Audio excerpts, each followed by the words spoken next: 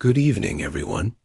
Tonight, we are drawn into a world profoundly shaped, not by shifting lands or unnatural lights, but by an unshakable faith, an absolute devotion, and the deep, unwavering belief in divine purpose. We leave behind the dark whispers of strange occurrences and the clamor of earthly concerns to explore a more familiar, yet equally profound, aspect of medieval life, the sacred pilgrimage. Imagine a life lived not just within the familiar confines of a humble village or the sturdy walls of a castle, but one stretched across vast, often perilous distances, propelled forward step by painstaking step by a solemn vow made directly to God. This is the deeply heartfelt and poignant story of Elara, a humble village woman whose quiet strength defied the limitations of her world. As she embarks on a desperate and dangerous pilgrimage to Santiago de Compostela, to the revered shrine of St. James, in the year of our Lord 1085. Her quest? To seek nothing less than a miracle for her precious, ailing son. The burden of hope, a mother's vow, and a fading life. Elara's existence in the small, unassuming Norman village of Sainte-Marie was, much like that of countless others in the 11th century, a constant, grueling struggle against the harsh, unforgiving realities of daily life. Her days were a ceaseless rhythm, dictated by the demands of the earth, the back-breaking work of planting in the damp spring soil, the sun-baked labor of harvest, and the endless chores of tending to her small, bustling household. But within her, Elara's heart carried a burden far heavier than any earthly toil, a weight that threatened to crush her spirit. Her youngest son, Thomas. He lay afflicted by a mysterious wasting sickness, a cruel ailment that defied all the remedies of the village, all the whispers of ancient folk cures. Old Sister Agnes, the village healer, a woman whose knowledge of herbs and poultices was vast and usually effective, had exhausted every remedy, every potion, every whispered prayer she knew. The local priest, Father Etienne, offered what comfort he could through blessings and fervent prayers, but even his usually steadfast hope dwindled with each passing day. Thomas, once a vibrant, laughing child whose energy filled their small cottage, now faded before Elara's very eyes, his breath shallow, his skin pale and translucent, his once bright gaze dulled by fever.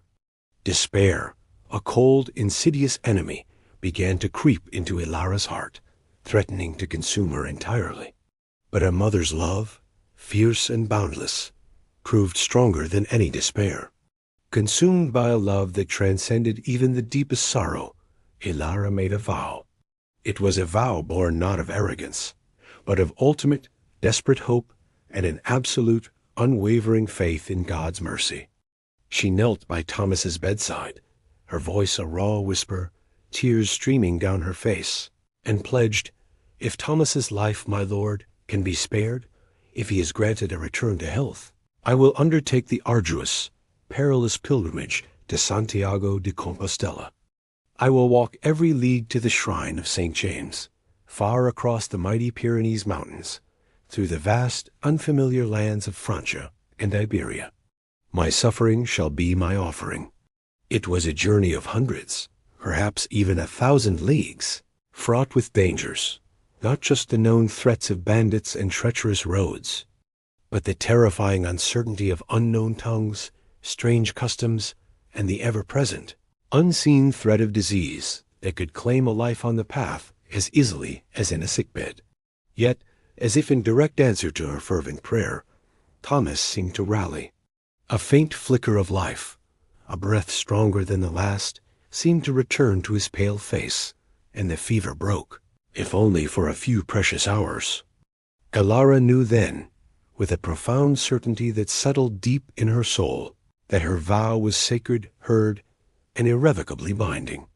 She began her meager preparations, selling a precious, inherited silver brooch, a tangible act of sacrifice that spoke volumes. She secured a sturdy wooden staff for the long walk and tied a scallop shell, the undeniable centuries-old symbol of the pilgrim, to her simple cloak. Her husband, a grim but understanding man whose love for their son matched her own, embraced her tightly, knowing the long, lonely road that stretched ahead. Her faith, simple yet profound, was now her only shield, her only guide against the immensity of the task ahead. The long road, peril, piety, and the brotherhood of the way. The road to Compostela was not merely a physical path from one place to another. It was a spiritual crucible, a test of endurance, faith, and spirit. Elara, a solitary figure from a small Norman village, soon joined a small, fluid group of fellow pilgrims. They were a disparate collection of souls, each driven by similar desperate vows or fervent, unshakable devotion. An elderly knight, his armor long shed for pilgrim's garb, seeking profound atonement for a lifetime of violence. A shrewd merchant, hoping for divine blessing and prosperity on his perilous trade routes. A quiet peasant woman praying for the blessing of fertility upon her barren womb. And like Elara, others seeking miracles for ailing loved ones. They moved at a slow, deliberate, yet unwavering pace, their feet, initially tender and unaccustomed, gradually growing calloused and tough against the unyielding earth. Each passing day brought its own trials, its own small battles against the elements and human malevolence. The elements themselves seemed determined to test their resolve. Relentless, bone-chilling rain could turn once passable paths into muddy, ankle-deep quagmires, slowing their progress to a crawl. Scorching, unforgiving sun beat down upon them, cracking the very earth and parching their throats to a raw whisper. Icy, biting winds gnawed at their thin wool cloaks as they ascended treacherous mountain passes, threatening to steal their warmth and their will. Bandits and opportunists were a constant, terrifying threat, lurking in the shadows of dense forests or desolate, isolated stretches of road, eager to prey upon vulnerable, isolated pilgrims. Elara, ever watchful, kept her few precious coins hidden deep within her layered garments, her eyes constantly scanning the tree line, her hand never far from her sturdy staff. They navigated through vast, dark forests where wild beasts still roamed free, and across seemingly endless, open plains where shelter was scarce and the horizon stretched endlessly. Disease, a silent, invisible killer, was an ever-present specter, threatening to claim a life on the path as easily as it did in the crowded villages. Yet, alongside these profound perils, there was a deep, unexpected sense of piety and shared humanity that bound them together. Along the way, they would stop at small, humble wayside chapels to pray, their different tongues merging into a singular, heartfelt murmur of supplication. They shared their meager meals, huddled together around small, flickering fires as the sun set, recounting tales of their distant homelands and the sacred reasons for their arduous vows. Monasteries, abbeys, and hospices, built specifically along the ancient pilgrimage routes by charitable orders, offered weary pilgrims simple but life-saving food and shelter, a welcome respite for aching bodies and troubled souls. Elara found immense, unexpected strength in this shared faith, in the unspoken understanding, the common purpose that bound these strangers together, forging a temporary, yet profound, brotherhood of the way. She often walked in a profound, almost trance-like silence, her thoughts fixed entirely on Thomas, her prayers a constant.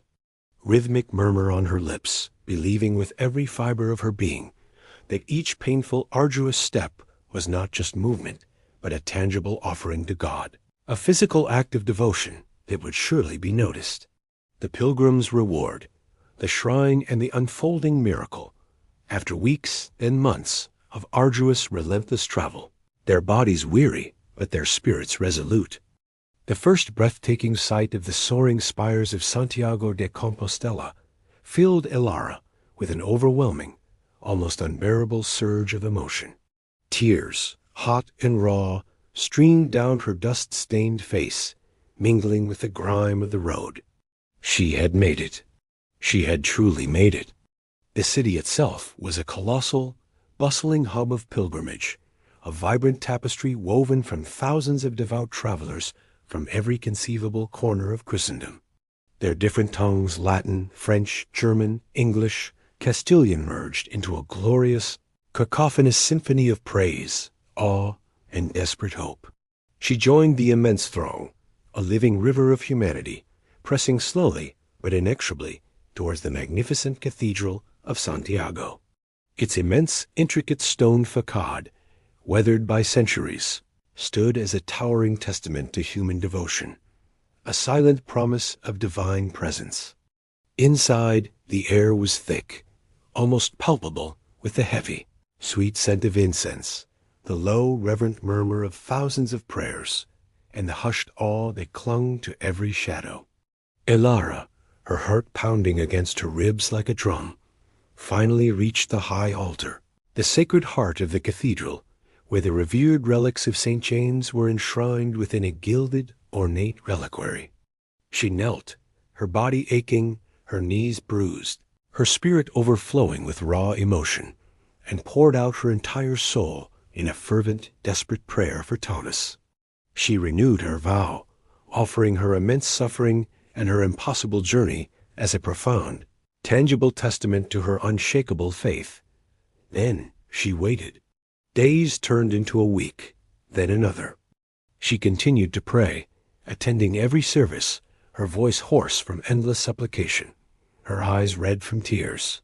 She cleaned her pilgrim's staff, polished her scallop shell, performed every act of devotion, her hope unwavering despite the fatigue. What she did not know, could not know across the vast expanse of land and sea, was that back in Sainte-Marie, days after Elara's agonizing arrival at Compostela, Thomas, who had been fading rapidly, his life slipping away with each shallow breath, suddenly and inexplicably began to recover. His fever broke, as if a great weight had been lifted. His breathing eased, becoming deep and even. Color slowly, miraculously, returned to his pale cheeks, and the light of recognition flickered back into his eyes. The village healer, old Sister Agnes, stood by his bedside, shaking her head in profound wonder, having done nothing new, having offered no new remedies. It was a miracle, a quiet, undeniable, astonishing miracle. Elara, miles away, her gaze fixed on the reliquary, felt a profound, inexplicable peace wash over her, a deep, inner knowing that her prayer had been heard, her immense vow accepted by a merciful God. The long journey back to Sainte-Marie was, in many profound ways, as transformative as the journey there. Elara, now carrying not only the sacred scallop shell of Compostela, but also the immense weight of a witnessed miracle, felt lighter than she had in months, her heart overflowing with an overwhelming gratitude.